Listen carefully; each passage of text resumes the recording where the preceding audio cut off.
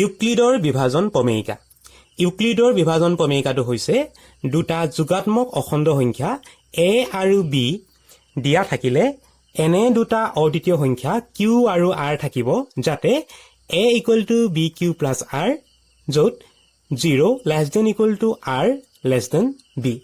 ছাত্ৰ-ছাত্ৰীসকল, আজি আমি আলোচনা কৰিম ইউক্লিডৰ বিভাজন প্ৰমেয়িকাৰ বিষয়ে। আজিৰ পৰা আৰম্ভ কৰিম গণিতৰ প্ৰথমটো অধ্যায় বাস্তৱ সংখ্যা।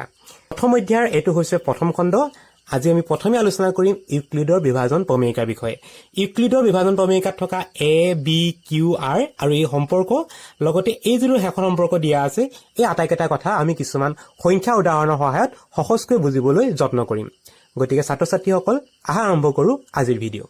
প্ৰথমে তোমালোকে যিটো প্ৰমেয়িকা আমি পঢ়িব গৈছো সেই প্ৰমেয়িকাৰ নামটো মন কৰা। প্ৰমেয়িকাটোৰ নাম হৈছে ইউক্লিডৰ বিভাজন প্ৰমেয়িকা। দুটা শব্দ মন কৰা, ইউক্লিড আৰু বিভাজন। ইউক্লিড হৈছে এজন গণিতজ্ঞৰ নাম। এই গণিতজ্ঞজনে এই প্ৰমেয়িকাটো দিছিল, গতিকে তেওঁৰ নাম অনুসৰি এই প্ৰমেয়িকাটোৰ নাম দিয়া হৈছে ইউক্লিডৰ প্ৰমেয়িকা বা ইউক্লিডৰ বিভাজন প্ৰমেয়িকা।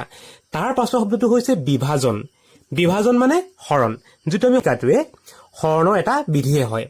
কি কৈছে প্ৰমেয়িকাটো মন কৰা, দুটা যোগাত্মক অখণ্ড সংখ্যা, দুটা সংখ্যা ল'ব লাগিব। কেইটা সংখ্যা? দুটা সংখ্যা। সংখ্যা কেইটা হয়? a আৰু b। দুইটা সংখ্যা কি হয়? দুয়োটা সংখ্যা হয় যোগাত্মক। দুটা সংখ্যা দিয়া আছে a আৰু b। তেতিয়া কৈছে দুটা অদ্বিতীয় সংখ্যা q আৰু r থাকিব। তেতিয়াহ'লে a আৰু b কাৰণে কেইটা সংখ্যা থাকিব? দুটা সংখ্যা থাকিব। সেই সংখ্যা দুটা কেনেকুৱা হ'ব? অদ্বিতীয়। তাৰমানে সেই সংখ্যা কেইটাক বাদ দি আৰু বেলেগ সংখ্যা নাই। q আৰু r ক বাদ দি বেলেগ সংখ্যা নাই। যি দুটা সংখ্যাৰ কাৰণে আমি কেনেকে পাওঁ? a = bq + r, য'ত শূন্যতকে ডাঙৰ হয় r2 আৰু rতকে সৰু হয় b2। গতিকে আমি হৰণত চাওঁ দেই। আমাক দুটা সংখ্যা দিয়া আছে a আৰু b। ইয়াত b সংখ্যাটোৱে যদি a সংখ্যাটোক হৰণ কৰোঁ, ভাবি চোৱা, b এ আমি a সংখ্যাটোক যেতিয়া হৰণ কৰিম, তেতিয়া হৰণ যেতিয়া কৰোঁ আমি ওপৰত বাৰ দিব লাগে, কিবা এটা বাৰ দিব লাগে, কিবা এটা বাৰ দিম। সেই বাৰটোৱে আমাৰ ইয়াত প্ৰমেয়িকা মতে হয় বাৰটো হয় q। b এ আমি a হৰণ কৰিছো, বাৰ দি দিলো, q বাৰ দি দিলো। q বাৰ দিয়াৰ লগে লগে ইয়াত কিবা এটা বহিব, বহাৰ পাছত বিয়োগ কৰিব লাগিব। বিয়োগ কৰি কিবা এটা থাকি যাব, যিটো কওঁ আমি ভাগশেষ বা বাকী, যিটো একেবাৰে শেষত আহিব r। আকৌ চাই লোৱা, দুটা যোগাত্মক সংখ্যা দিয়া আছিলে a আৰু b। ইয়াৰে b সংখ্যাটোৰে এক আমি হৰণ কৰিলো, হৰণ কৰোঁতে কেইবাৰ গৈছে? কিবা এটা বাৰ যাব। সেই বাৰটোকে আমি q আখৰটোৰে বুজালো। আৰু বাৰ দিয়াৰ পাছত লাষ্টত কিবা এটা বাকী থাকিলে, বাকী বা ভাগশেষ থাকিলে, তাক আমি r আখৰটোৰে বুজালো। তেতিয়াহ'লে এই প্ৰমেয়িকাই কৈছে যে a = bq। b আৰু q টো হৈছে পূৰণ আৰু ইয়াৰ লগত আমি rটো কৰিব লাগিব যোগ। আগৰ শ্ৰেণীত তোমালোকে হৰণৰ এটা নিয়ম পাইছিলা। এই নিয়মটো আছিলে ভাজ্য সমান ভাজক পূৰণ ভাগফল যোগ বাকী বা ভাগশেষ। চ' আমি এইমতে যদি চাওঁ উপপাদ্যটো, এইটো হ'ব আমাৰ কাৰণে ভাজ্য, এইটো হয় ভাজক, এইটো হয় ভাগফল আৰু একেবাৰে শেষৰটো হয় ভাগশেষ বা বাকী। আমি এই নিয়ম মতে যদি চাওঁ, আমি পাম যে a বা ভাজ্য সমান ভাজক পূৰণ ভাগফল b পূৰণ q আৰু ভাগশেষ হয় r যোগ r আমি পাই গলো। গতিকে এইটোকে কোৱা হ'ব বিভাজন প্ৰমেয়িকা বুলি। ইয়াত কিন্তু আৰু এটা চৰ্ত থাকিব, আৰৰ চৰ্তটো। r মানে ভাগশেষ। ভাগশেষটো কি হ'ব? ভাগশেষটো সদায় আমি যিটো সংখ্যাৰে হৰণ কৰো, ইয়াত আমি b এ হৰণ কৰিছো, গতিকে এই ভাগশেষটো যিটো বাকী ৰৈ গৈছে rটো সদায় bতকৈ সৰু হ'ব। সেইকাৰণে আমি লিখিলো যে r b। ভাগশেষটো bতকৈ সৰু হ'ব। তাৰ লগতে আৰু এটা নিয়ম মানি চলিব ভাগশেষে, সেইটো হৈছে যে ভাগশেষটো শূন্য বা শূন্যতকে ডাঙৰ। এই চিনটো মন কৰা, এই চিনটোৱে বুজাইছে শূন্যতকৈ ডাঙৰ বা শূন্যৰ সমান। যদি মিলি যায়, হৰণ কৰোঁতে যদি মিলি যায়, ভাগশেষটো কি হ'ব? শূন্য হ'ব বা 0 হ'ব। যদি মিলি নাযায়, তেতিয়া এই ভাগশেষটো যিটো ভাজকেৰে হৰণ কৰিছো, হৰণ কৰা সংখ্যাটোতকৈ সৰু হ'ব। আৰু এইটোকে কোৱা হয় ইউক্লিডৰ বিভাজন প্ৰমেয়িকা। এতিয়া আমি এই সংখ্যাকেইটা ইউক্লিডৰ বিভাজন প্ৰমেয়িকা ব্যৱহাৰ কৰি সজাই চাওঁ। কেনেকৈ পাম? আমি এই প্ৰমেয়িকা মতে সজাই চাওঁ। প্ৰথম সংখ্যা দুটা লৈছো 10 আৰু 3। প্ৰথমে আমি 3 য়ে 10 সংখ্যাটোক হৰণ কৰি চাব লাগিব। 3 য়ে যেতিয়া 10ক হৰণ কৰিম, কেইবাৰ যাব? 3 বাৰ দিম। 3 3 গুণ 9 আৰু বাকী থাকি যাব 1। তেতিয়াহ'লে আমি এই প্ৰমেয়িকা মতে লিখিব লাগিব 10 সমান কি আহিব? ভাজক পূৰণ ভাগফল 3 পূৰণ 3 যোগ বাকী বা ভাগশেষ, শেষত কি আহিছে? 1। গতিকে আমি ইউক্লিডৰ বিভাজন প্ৰমেয়িকা যদি ব্যৱহাৰ কৰোঁ, 10 আৰু 3ক পাম আমি 10 সমান 3 পূৰণ 3 যোগ 1। ঠিক সেইদৰে 5 যেতিয়া 21ক হৰণ কৰিম 5 21ক হৰণ কৰিলে কেইবাৰ দিব লাগিব 4 বাৰ দিব লাগিব 5 4 গুণ হ'ব 20 বাকি থাকি যাব 1 তেতিয়াহ'লে আমি যদি প্ৰমেয়িকা ব্যৱহাৰ কৰোঁ তেতিয়াহ'লে আমি পাম 21 সমান 5 বাৰ দিলোঁ কেইবাৰ দিছোঁ 4 বাৰ দিছোঁ 5 × 4 প্লাছ বাকি থাকি গৈছে 1 লিখিব লাগিব 1 গতিকে আমি প্ৰমেয়িকা ব্যৱহাৰ কৰি যদি সংখ্যাবোৰ সজাওঁ আমি এনেকৈ সজাব লাগিব প্ৰথমে আমি সৰু সংখ্যাটো ডাঙৰ সংখ্যাটো হৰণ কৰিম আৰু হৰণ কৰাৰ পাছত আমি প্ৰমেয়িকা ব্যৱহাৰ কৰিম প্ৰমেয়িকা ব্যৱহাৰ কৰিলে আমি এনেদৰে সজাব পাৰিম যিকোনো সংখ্যা সজাব পাৰিম মন কৰিবা যিকোনো সংখ্যাকে আমি এই প্ৰমেয়িকা ব্যৱহাৰ কৰি সজাব পাৰিম শৰ্ত এটাই হেতু হৈছে কি যে সংখ্যা দুটা যি দুটা সংখ্যা থাকে সেই সংখ্যা দুটা হ'ব লাগিব দুটা ধনাত্মক অখণ্ড সংখ্যা এবাৰ আমি অনুশীলনী 1.1 ৰ প্ৰথম অংককেইটা কৰো আহা 1 নম্বৰ প্ৰশ্নকেইটা দিয়া আছে ইউক্লিডৰ কলন বিধি ব্যৱহাৰ কৰি গসাউ উলিওৱা গসাউ উলিয়াব লাগে ব্যৱহাৰ কৰিব লাগিব এবাৰ ইউক্লিডৰ কলন বিধি ব্যৱহাৰ কৰিব লাগিব সংখ্যা দুটা দিয়া আছে 135 আৰু 225 135 আৰু 225 এই সংখ্যা দুটাৰ গসাউ উলিয়াব লাগে গসাউ উলিয়াব লাগিব আমি কি নিয়মত উলিয়াব লাগিব ইউক্লিডৰ কলন বিধিটো ব্যৱহাৰ কৰিব লাগিব আহা আমি অংকটো কৰিবলৈ যত্ন কৰো প্ৰথমে তোমালোকে যি দুটা সংখ্যা দিয়া থাকিব সেই সংখ্যা দুটাৰে ডাঙৰ কোনটো আৰু সৰু কোনটো সংখ্যা দুটা তুলনা কৰি লবা আমাক দিয়া আছে 135 আৰু 225 ইয়াৰে সৰু সংখ্যাটো হয় 135 আৰু ডাঙৰ সংখ্যাটো হয় 225 আমি তুলনা কৰি ললো প্ৰথমে আৰু এতিয়া আমি ব্যৱহাৰ কৰিম ইউক্লিডৰ কলন বিধি আৰু কলন বিধি ব্যৱহাৰ কৰিবৰ কাৰণে আমি সৰু সংখ্যাটো হৈছে এটা 135 আৰু ডাঙৰ সংখ্যাটো হৈছে 225 135 225ক আমি হৰণ কৰি ল'ব লাগিব হৰণ কৰি চাওঁ প্ৰথমে আমি 135 225ক আমি হৰণ কৰিম চোৱা 135 225ক মাত্ৰ এবাৰ যায় গতিকে আমি এবাৰ দিম এবাৰ দিলে হ'ব 135 বিয়োগ কৰিম বিয়োগ কৰিলে এইটো হ'ব 0 আৰু এইটো হ'ব 9 আমি পাই যাম বাকি থাকিব 9 এতিয়া আমি ইউক্লিডৰ যিটো বিভাজন প্ৰমেয়িকা আছিল সেই প্ৰমেয়িকা মতে লিখিম সেই প্ৰমেয়িকা মতে লিখিলে কি পাম সংখ্যাটো হ'ব ডাঙৰ সংখ্যাটো প্ৰথম লিখিম 225 সমান হৰণ কৰিছিল আমি 135 বাৰ গৈছে মাত্ৰ এবাৰ আমি এবাৰ গৈছে গতিকে লিখিম 1 পূৰণ 135 আমি 135 হৰণ কৰিছো গতিকে 1 বাৰ দিলো এবাৰ 1 পূৰণ 135 যোগ ভাগ 1 বা বাকি থাকি গৈছে 90 সেই কাৰণে আমি শেষত লিখিম 90 এতিয়া চোৱা যিটো বাকি থাকি গ'ল কি বাকি থাকি গ'ল আমাৰ 90 বাকি থাকি গ'ল এই 90 সংখ্যাটোৰে এবাৰ আমি 135ক হৰণ কৰিব লাগিব আকৌ চাই লোৱা বাকি থাকি গ'ল 90 এই 90টোৰে এবাৰ আমি হৰণ কৰিব লাগিব 135ক এতিয়া আমি 90 135ক হৰণ কৰিলে কি হয় চাওঁ আহা 90 যেতিয়া 135ক হৰণ কৰিম তেতিয়া মাত্ৰ এবাৰেই যাব এবাৰ দিলে হ'ব এইটো 90 90 গুণ 90 হয় বিয়োগ কৰিলে হ'ব 45 আমি 90 135ক হৰণ কৰিলো মিলি নগ'ল বাকি থাকি গ'ল 45 এতিয়া আমি লিখিম 135 সমান কেবাৰ দিছো এবাৰ দিছো পূৰণ কিহে বাৰ দিছিলো কিহে হৰণ কৰিছিলো 90 গতিকে 1 পূৰণ 90 যোগ বাকি বা ভাগ 1 থাকি গৈছিলে 45 গতিকে যোগ 45 হ'ল এতিয়া আকৌ কি কৰিব লাগিব এতিয়া আকৌ আগৰ যিটো নিয়ম আছিল সেই নিয়মটোকে আমি ব্যৱহাৰ কৰিম 45 এবাৰ 90ক হৰণ কৰিব লাগিব এবাৰ আমি 45 90ক হৰণ কৰিম 45 যেতিয়া আমি 90ক হৰণ কৰিম তেতিয়া 45 90ক দুবাৰ যায় 2 45 90 হয় গতিকে দুবাৰ দিম দুবাৰ দিলে হৈ যাব 90 আমি দেখিলো যে 45 হৰণ কৰোতে হৰণটো মিলি গৈছে ভাগ 1টো শূন্য হৈছে গতিকে আমি লিখি লওঁ প্ৰমেয়িকা ব্যৱহাৰ কৰিলে 90 সমান কেবাৰ দিছো দুবাৰ দিছো 2 পূৰণ হৰণ কৰিছিলো 45 2 পূৰণ 45 যোগ 0 বা ভাগ 1 শূন্য বা তোমালোকে এইটো নিলিখিলেও হ'ব আমি কিহে হৰণ কৰোতে মিলি গ'ল আমি 45 হৰণ কৰোতে মিলি গ'ল বা ভাগ 1টো শূন্য হৈ গ'ল গতিকে এই যি দুটা সংখ্যা দিয়া আছিল সংখ্যা দুটাৰ গসাউটো হ'ব 45 গতিকে লিখিম গসাউ হ'ব 45 বা 45 নিয়মটো তোমালোকে আকৌ এবাৰ চাই লোৱা যি দুটা সংখ্যা দিয়া থাকিব সেই সংখ্যা দুটা প্ৰথমে তুলনা কৰি ল'বা সৰু কোনটো ডাঙৰ কোনটো উলিয়াই ল'বা তাৰ পাছত সৰু সংখ্যাটোৱে ডাঙৰ সংখ্যাটোক হৰণ কৰিবা আমি 135 225ক হৰণ কৰিছিলো আৰু হৰণ কৰোতে গৈছিল মাত্ৰ এবাৰ গতিকে আমি লিখিছিলো 1 পূৰণ 135 যোগ 90 90 বাকি থাকি গৈছিল গতিকে লিখিছিলো যোগ 90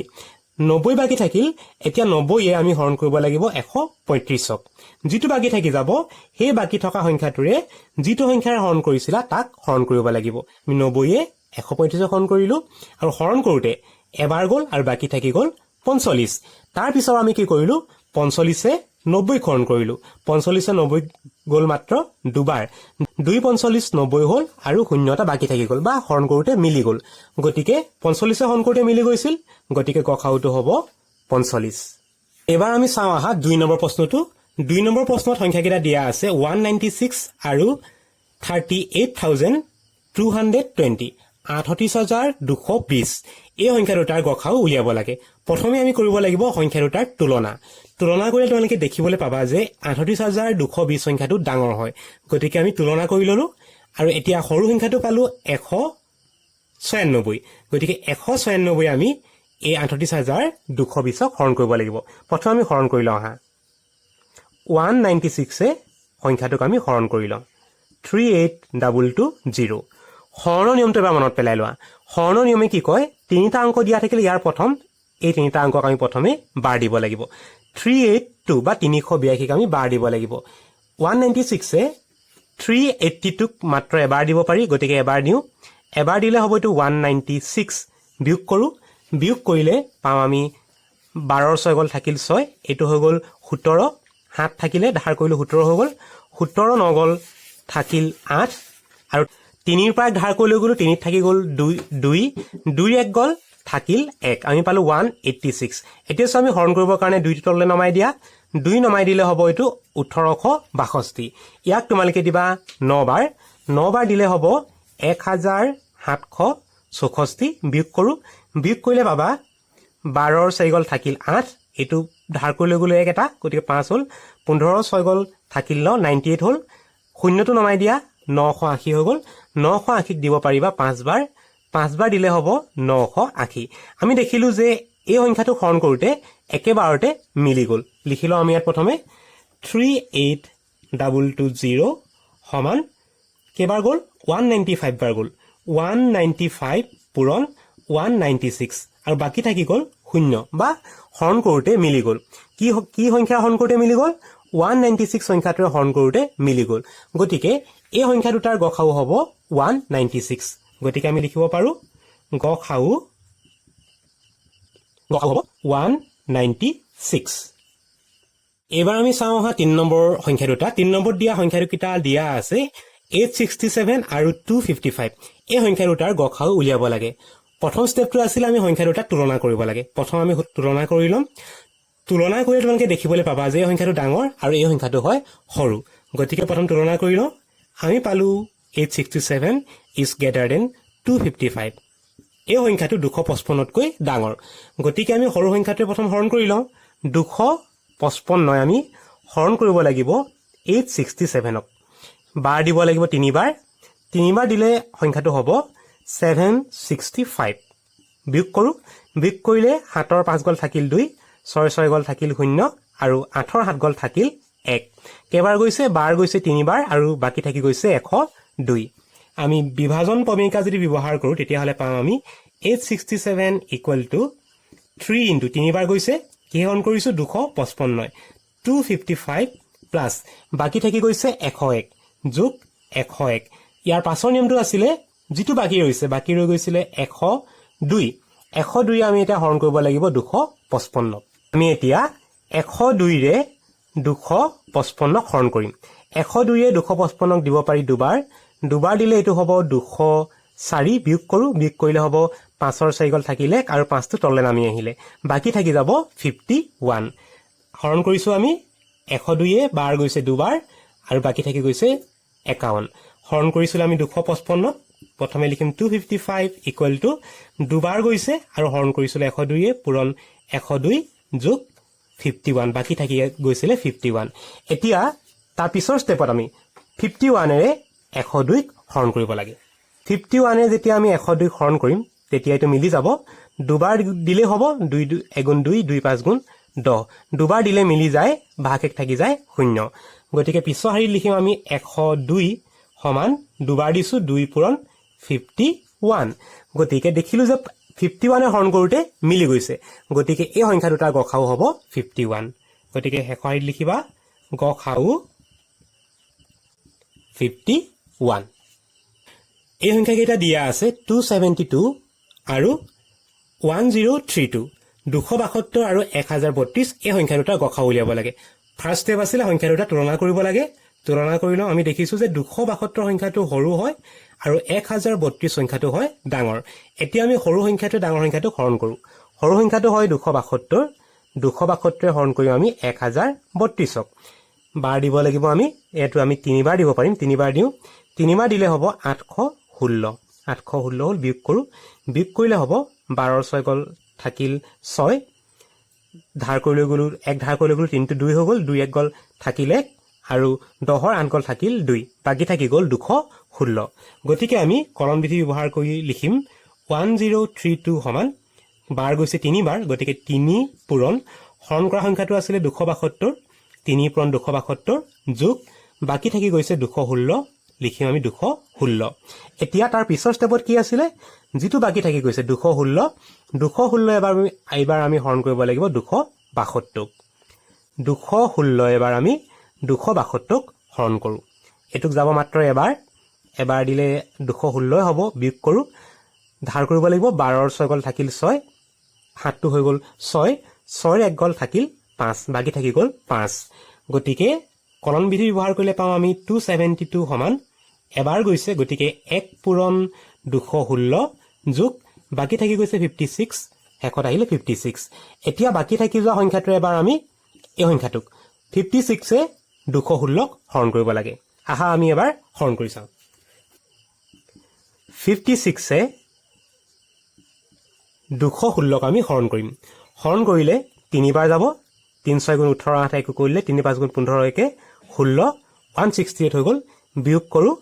বিয়োগ কৰিলে এক ধাৰ কৰিব লাগিব 16 16ৰ 8 গল থাকিল 8 একটো শূন্য হৈ গল আকৌ ধাৰ কৰিম 2ৰ পৰা 1 লে 10 10ৰ 6 গল থাকিল 4 বাকি থাকি গল 48 কেবাৰ গল তিনিবাৰ গল এবাৰ আমি লিখিব লাগিব 216 সমান 3 পূৰণ 56 যোগ 48 বাকি থাকি গৈছিল 48 এতিয়া কি কৰিব লাগিব এতিয়া আমি 48 এবাৰ 56ক হৰণ কৰিব লাগিব 48 এ 56ক হৰণ কৰি চাবা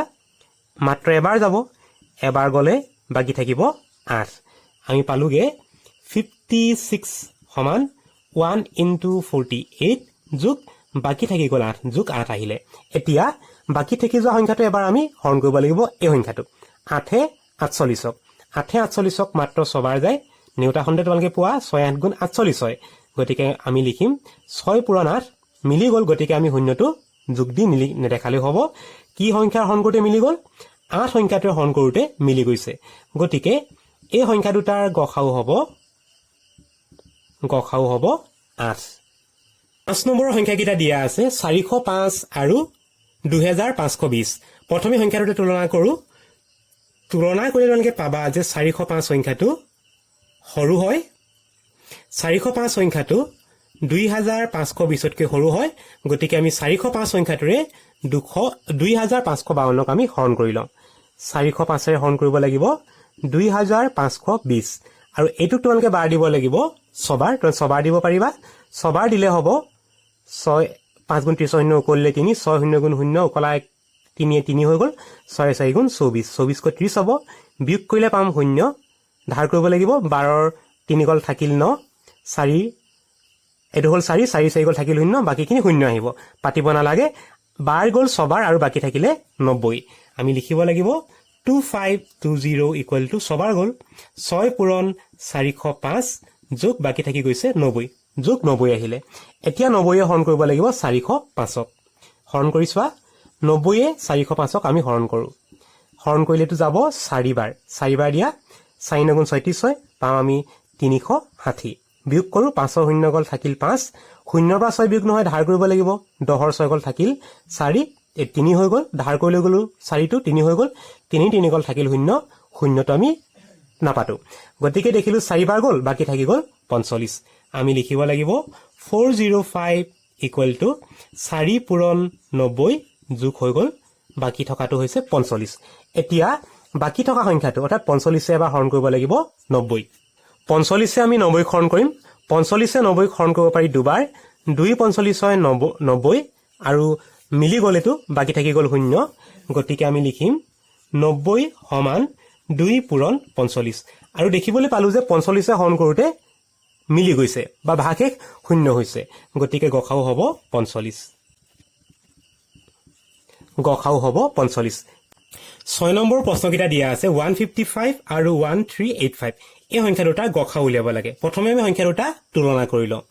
তুলনা কৰিলে দেখিবলৈ পাবা যে 155 সংখ্যাটো সৰু হয় আৰু 1385 এই সংখ্যাটো হয় ডাঙৰ গতিকে সৰু সংখ্যাটোৱে প্ৰথমে ডাঙৰ সংখ্যাটোক আমি হৰণ কৰি লওঁ অৰ্থাৎ 155 এ আমি হৰণ কৰি লওঁ 1385 ক হৰণ কৰিলে এটোক আমি দিব লাগিব 8 বাৰ দিলে হ'ব এটো 1240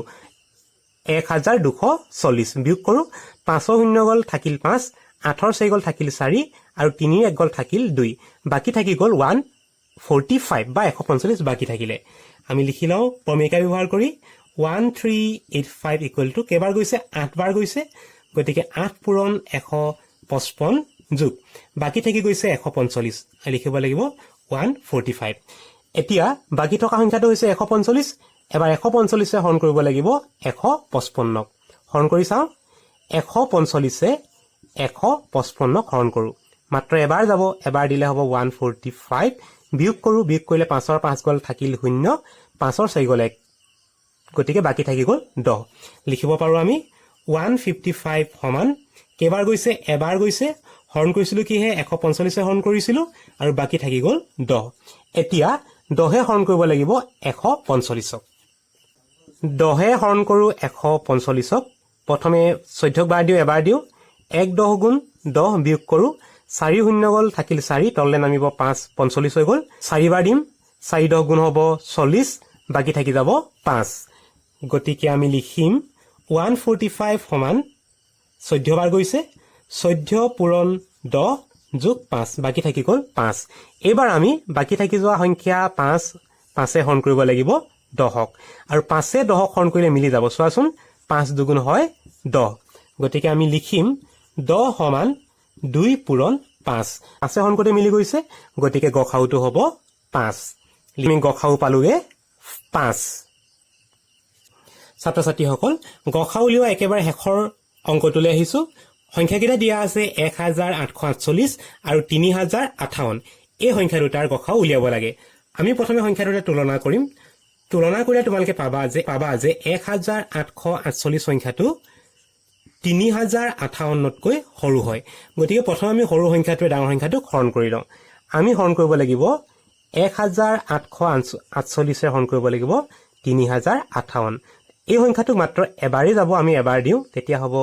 1848 বিয়োগ কৰো বিয়োগ কৰিলে 8 ৰ 8 গল থাকিল 0 5 ৰ 4 গল থাকিল 1 আৰু 0 ৰ 5 বিয়োগ নহয় ধাৰ কৰিব লাগিব ধাৰ কৰিলে 10 ৰ 8 গল থাকিল 2 হ'ব আৰু ধাৰ কৰিলে গল 3 টো 2 হৈ গল 2 1 গল থাকিল 1 এবাৰ গল আৰু বাকি থাকিলে 1210 আমি লিখিব পাৰো 3058 সমান মাত্ৰ এবাৰ গৈছে 1 পূৰণ 1848 যোগ বাকি থাকি গৈছে 1210 এবাৰ বাকি থকা সংখ্যাটোৰে 1210 এ হৰণ কৰিব লাগিব 1848 আমি হৰণ কৰো 1210 এ হৰণ কৰিব লাগিব 1848 ইয়াকো মাত্ৰ এবাৰে যাব এবাৰ দিও 1210 বিয়োগ কৰো 8 ৰ 0 গল থাকিল 8 4 1 গল থাকিল 3 আৰু 8 ৰ 2 গল থাকিল 6 বাকি থাকি গল 638 আমি লিখি লওঁ প্ৰমেয়িকা ব্যৱহাৰ কৰি 1848 সমান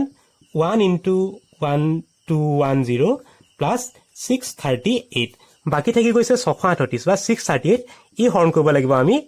1210 হৰণ কৰিব লাগিব হৰণ কৰি চাওঁ 638 আমি হৰণ কৰো 1210 ইয়াকো মাত্ৰ এবাৰে দিব পাৰিম এবাৰ দিও এবাৰ দিলে হ'ব 638 বিয়োগ বাকি থাকি গল 572 পিছৰ হাইত লিখিম আমি 1210 সমান 1 এবাৰ দিছিলো 1 পূৰণ হৰণ কৰিছিলো 638 যোগ বাকি থাকি গল 572 শেষত আহিব 572 এতিয়া বাকি থকা সংখ্যাটো হৰণ কৰিব লাগিব এই সংখ্যাটোক 638ক হৰণ কৰিব লাগিব 562 হৰণ কৰিব লাগে আমাৰ 638 হৰণ কৰিব লাগে ইয়াকো মাত্ৰ এবাৰ যাব এবাৰ দিলে পালো 572 বিয়োগ কৰো গতিকে আমি পালোগে 638 সমান 1 পূৰণ 572 প্লাস 66 বাকি থাকি গল 66 বা 66 এতিয়া 66 হৰণ কৰিব লাগিব 562 হৰণ কৰো 66 হৰণ কৰো 562 এতিয়া আমি দিব লাগিব 8 বাৰ দিও 8 বাৰ দিলে হ'ব 8 6 * 48 8 উকলিলে 4 8 6 * 48 48 লগত 4 যোগ কৰিলে হ'ব 52 52 কি বাকি থাকিলে 44 পিছৰ হেৰিটো পালো আমি 572 = 8 * 66 plus 44 বাকি থাকি গল 44 এটা 44 হৰণ কৰিব লাগে 66 এবাৰ আমি হৰণ কৰিব লাগিব 44 66 মাত্ৰ এবাৰে যাব এবাৰ দিলে হ'ব 44 বিয়োগ কৰো 6 2 গল 6 4 গল থাকিল 2 আৰু 6 4 গল থাকিল 2 তেতিয়া হলে আমি পালো গৈ 66 সমান 1 পূৰণ 42 1 পূৰণ 44 যোগ 22 বাকি থাকি গল 22 আৰু 22 হৰণ কৰিব লাগে 44ক সো 22 যদি 44ক হৰণ কৰা মাত্ৰ দুবাৰ যাব 2 পূৰণ 22 2 লগত 22 পূৰণ কৰিলে 44 হয় আৰু দেখিলো যে 22 যেতিয়া হৰণ কৰিছো 22 হৰণ কৰোতে মিলি গৈছে বা ভাগে শূন্য হৈছে গতিকে যি দুটা সংখ্যা দিয়া আছিল সংখ্যা দুটাৰ গসাউ হ'ব 22 এটো আছিল ইউক্লিডৰ বিভাজন প্ৰমেয়িকা ব্যৱহাৰ কৰি গসাউ উলিওৱাৰ নিয়মটো আকৌ মনত পেলাই লোৱা প্ৰথমে তোমালোকে সংখ্যা দুটা তুলনা কৰিবা আৰু তুলনা কৰি সৰু সংখ্যাটোৱে ডাঙৰ সংখ্যাটো হৰণ কৰিবা যি বাকি থকাটোৱে হৰণ কৰা সংখ্যাটো হৰণ কৰিবা হৰণ কৰি যত মিলি যাব বা যিটো সংখ্যা হৰণ কৰিতে মিলি যাব সেই সংখ্যাটো হ'ব সংখ্যা দুটাৰ গসাউ যিসকল ছাত্ৰ-ছাত্ৰীয়ে ভিডিওটি শেষলৈকে চালা তেওঁলোকক ধন্যবাদ জ্ঞাপন কৰিছো আশা কৰিছো তোমালোকে ভিডিওটো চাই উপকৃত হ'ব পাৰিছা আৰু এইখিনিতে তোমালোকক জনাই থব বিচাৰিছো যে তোমালোকৰ কাৰণে এতিয়াৰ পৰা নিয়মীয়াকৈ ভিডিওসমূহ দিবলৈ আমি যত্ন কৰিম গতিকে তোমালোকে আমাৰ চেনেলটি যদি এতিয়ালৈকে সাবস্ক্ৰাইব কৰা নাই তেতিয়া হলে তোমালোকে আমাৰ চেনেলটি সাবস্ক্ৰাইব কৰি লোৱা আৰু নিয়মীয়াকৈ আমাৰ চেনেলটি চাবলৈ নাপাহৰিবা নতুন এটা ভিডিও হৈতে তোমালোকক খুব সোনকালে লগ পাম বুলি আশা কৰিলো ধন্যবাদ বাই বাই